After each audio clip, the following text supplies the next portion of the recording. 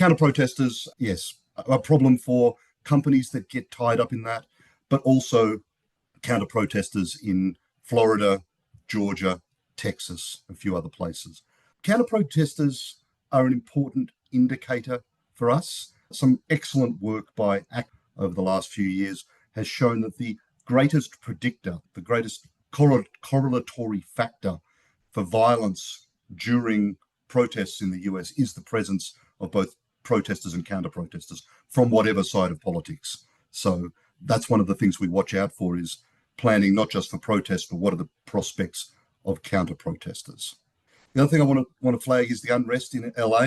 Obviously, these No Kings protests merged with the protests against immigration raids in LA. They got pretty wild there towards the afternoon. As you can see, police using horses and bats to try to force protesters back.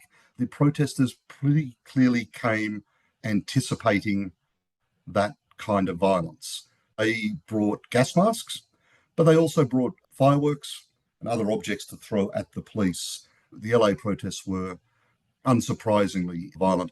There were also people with the protesters in LA who were there as designated medical carers. They brought their own paramedics to look after people they anticipated being injured in the protests.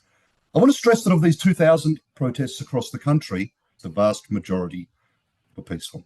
What I do want to flag as an emerging trend that concerns me is the emergence of this notion of protest peacekeepers. We saw in the Utah incident, people associated with the protest who were armed and there they believed. Now, I don't know how organised or formal this was, but they were there as a self-designated peacekeeper, the protests bringing their own security, for want of a better term. And that presence was, at least in part, what led to that fatal incident in Utah. But we also see similar stuff in Los Angeles with protesters coming prepared not only for violence, but with paramedic personnel essentially anticipating violence.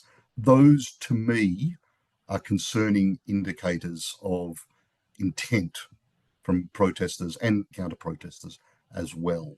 This is not necessarily a political issue. I think both sides of the political divide here in the US are adopting similar tactics when it comes to protests.